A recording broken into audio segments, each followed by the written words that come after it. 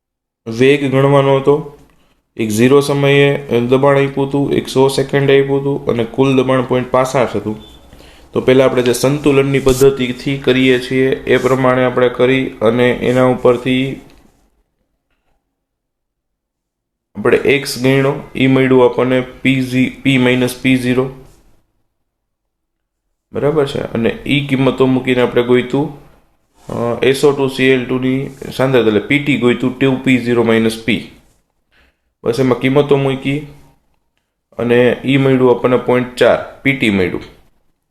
હવે આ જે સૂત્ર છે એ મૂકી અને એના ઉપરથી આપણે કે ગણીએ એવા પછી પ્રયોગ 2 માટે PT ગણ્યું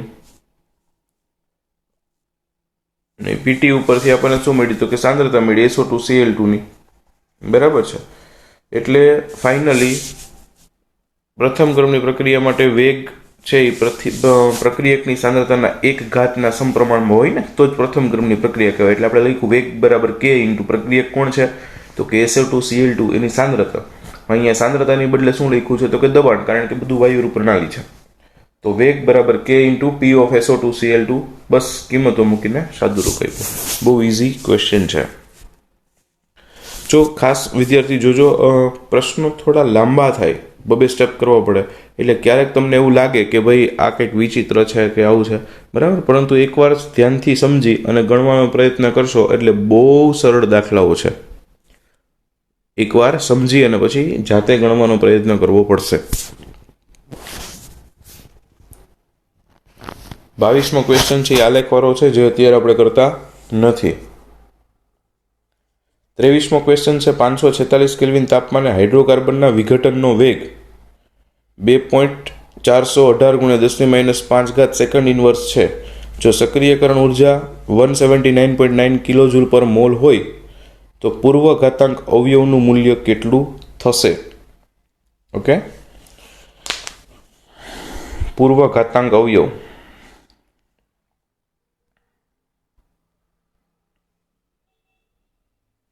નું મૂલ્ય પૂછ્યું છે. એટલે આમ જુઓ તો આર્હેનિયસ અચળાંક ગણવાનો છે, પણ થોડું આપણને અલગ રીતે અહીંયા કીધું છે, રાઈટ. આર્હેનિયસ અચળાંક ગણવાનો છે. આપણે થિયરી કરતા હતા ને ત્યારે મેં કીધું હતું એને પૂર્વ ઘાતાંક અવયવને એવું કહેવાય, એવું વચ્ચે આપણે એક જગ્યાએ ચર્ચા કરી હતી, રાઈટ.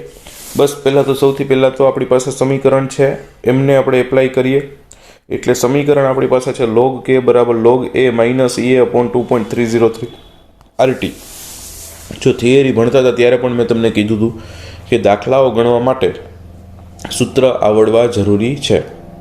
અને એની સાથે સાથે કયું સૂત્ર ક્યાં મુકાય તો કે એ પણ તમને પ્રશ્નમાં કિંમત આપી હોય એના ઉપરથી ખબર પડે. ઓકે, હવે આપણે આમાં પૂર્વ ઘાતાંક અવયવ એટલે એ ગોતવો છે. એટલે આમાં હું log એને કરતા બનાવી દઉં તો EA અપોન 2.303 RT વાળું આખું પદ છે, હા, એ સામે જતું રહી એટલે પ્લસ થઈ જશે. એટલે આપણને મળશે કંઈક આવું, log A is equal to log K plus EA upon 2.303 RT. હવે એમાંથી શું કિંમત આપી છે એ જોતા જાઓ. તો કે T આપ્યો છે 546 કેલ્વિન, K આપ્યો છે 2.418 10⁻5. log K આપણે ગણી નાખીએ હારોહાર, કારણ કે K આપ્યો છે 2.418 10⁻5, તો log K મળ્યો -4.6165. સક્રિયકરણ ઉર્જા આપી છે 179.9 કિલો જૂલ, એટલે કે 179900 જૂલ પર મોલ, 179900 જૂલ પર મોલ. અને આરએનએસ અચળાંક એ અથવા તો પૂર્વ ઘાતાંક અવયવ એ ગોતવાનો છે. બસ સમીકરણ છે log A is equal to log K plus EA upon 2.303 RT. બધાની કિંમત મૂકી. log K આપણે કેટલો ગણ્યો તો કે -4.165. પછી સક્રિયકરણ ઉર્જા ગણી 179900, 2.303 એમનમ અને 8.314 એમનમ, 546 તાપમાન. બધાનો સાદુરૂપ આપશો એટલે આવશે કેટલું તો કે 12.5917, 12.5917. ઓકે, log A બરાબર મળ્યું છે આ બધું. હવે આપણે એન્ટી એ જોઈ છે તો લોગને સામે લઈ જાઓ એટલે એન્ટી લોગ ઓફ 12.5917. તો 0.5917 નો એન્ટી જુઓ એટલે 3.9057 મળે અને 12 પોઈન્ટ હતું એટલે 10⁻12 આવી જાય. એટલે ફાઇનલ આન્સર આવશે 3.91 × 10⁻12 પ્રતિ સેકન્ડ. ઓકે, અહીંયા તમે જોઈ શકો છો કે મેં log k ની ને એવી બધી ગણતરીઓ અહીંયા પહેલાં કરી નાખી છે. ઓકે, કદાચ માની લો કે ના કરી હોત ને ડાયરેક્ટ અહીંયા કિંમત મૂકીને કરો તોય વાંધો નથી. ખાલી સૂત્રમાં કિંમત મૂકીને સાદું રૂપ આપવાનું છે, પણ એનો મતલબ એવો નહીં કે સૂત્ર જોઈને દાખલો મૂકી દો કે ભાઈ સૂત્રમાં સાદું રૂપ મૂકી દેશો એટલે દાખલો આવડી જશે. જ્યાં સુધી જાતે સાદું રૂપ નહીં આપો ત્યાં સુધી આવડશે નહીં, કારણ કે તમે જેટલું ધારો છો એટલી સરળ ગણતરીઓ પણ નથી. બરાબર છે, ક્યાંક આપણે ભૂલ ખાઈ જાય એટલે ન આવડે એવી નથી, પણ ક્યાંક ભૂલ કરીએ એવી તો 100% છે. તો આજ પૂરતું એટલું રાખીએ, બાકીનું જોશું next time. Thank you so much.